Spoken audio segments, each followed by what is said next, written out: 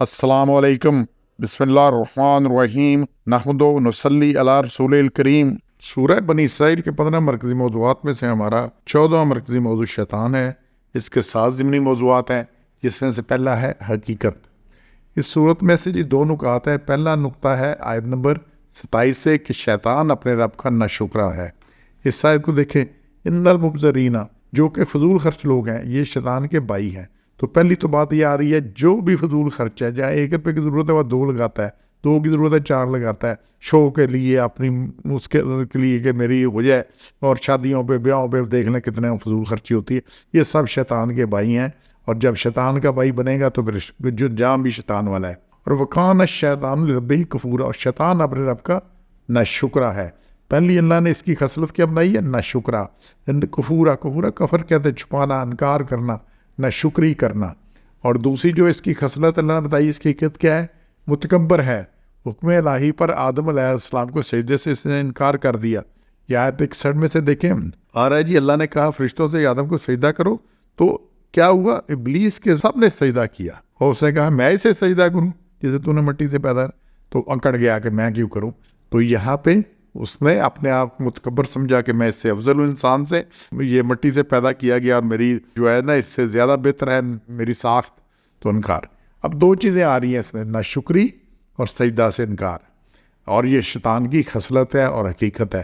اب جو کوئی بھی بندہ ناشکرا ہے، پہلے یہ آ رہی ہے کہ جو فضول خرچ ہے، اس کے ساتھ یہاں آ رہی ہے اسی آیت میں 27 میں، ناشکرا ہے، متکبر ہے، اور سجدہ نہیں کرتا اللہ کو، یہ خصلتیں ہیں، تو یہ شیطان کا بھائی ہے، یہ شیطان ہے خود، یہ ساری بات۔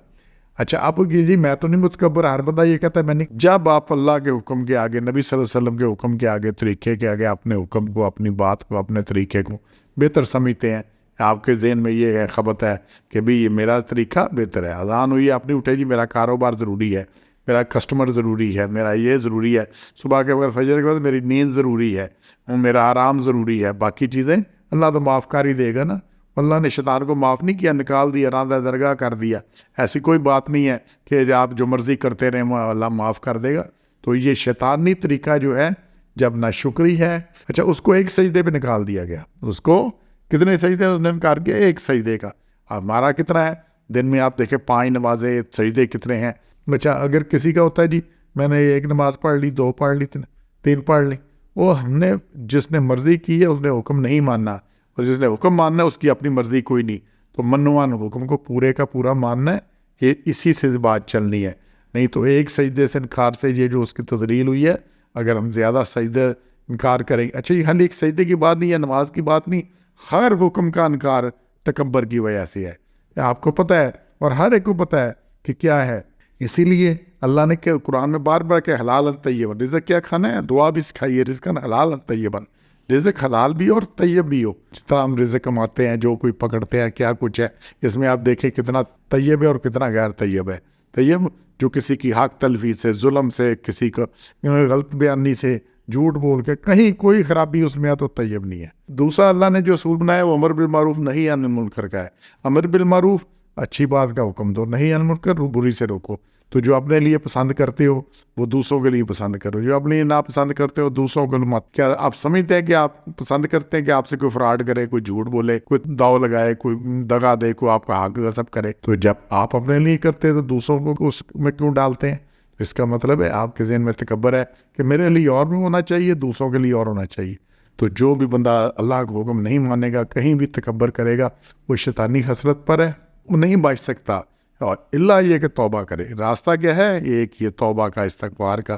اور توبہ یہ نہیں کہ زبان سے استغفار، یہ ہمارا یہ مسئلہ ہے کہ استغفار بلب چلتا ہے، تسبیح بکف، استغفار بلب دل پورا ذوق گناہ، کہ تسبیح بکف ہاتھ میں تسبیح چل رہی ہے، دے دانے پہ دانا، اور استغفار والا منہ پہ استغفر اللہ استغفر اللہ صلی اللہ، اور دل میں کیا ہے؟ دل پورا ذوق گناہ، موقع ملے تو میں نے چھوڑنا نہیں۔ توبہ کیا ہے؟ کہ پیچھے سے واپس پلٹ کے آیا، غلطی کی اصلاح کرے، اللہ سے معافی مانگے، اور کہ جس کا حق غضب کیا اس کی تلافی کرے۔ ایک معافی ہے، دوسری تلافی ہے، اور پھر اس کے بعد اس پہ اپنی اصلاح کرے، تو انشاءاللہ اللہ پچھلے چیزیں معاف کرے گا سارا کچھ۔